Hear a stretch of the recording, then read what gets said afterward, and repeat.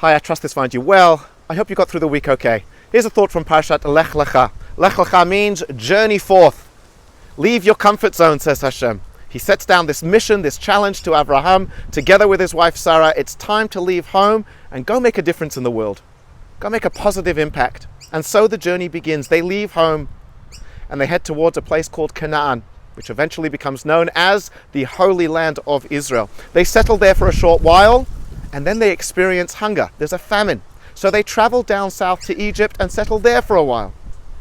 And then it's time to head back to Israel.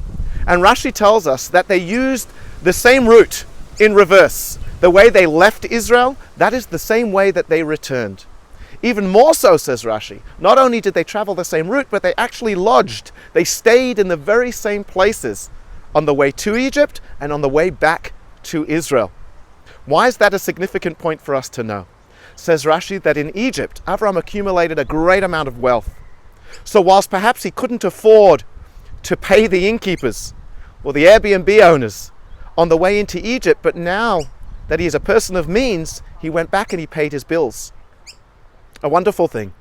But then Rashi tells us something even more interesting. Now he's a person of means. He's accumulated a lot of wealth, but he chose to stay in the same places as he did when he didn't have too much in his pockets. And Rabbi Sachs points out that perhaps this is a point that Abraham is making. Perhaps this is why he was chosen to be the founding father, together with Sarah, the founding mother of the Jewish people, because he acted according to principle, not according to how much he had in his pocket. Yes, he could have chosen to stay in somewhere way more expensive, because now he had the means. Yet, he chose to lead the same sort of life he led before, even though he was blessed by Hashem with this extra wealth. And that's not to say we can't enjoy life and we shouldn't enjoy life and use the blessings from Hashem accordingly and appropriately. But there's a point here, that our life, our action, is determined by justice, by what is right, what is true, not necessarily by the wealth that we have or by our surroundings. Food for thought from Parshat Lech Lecha.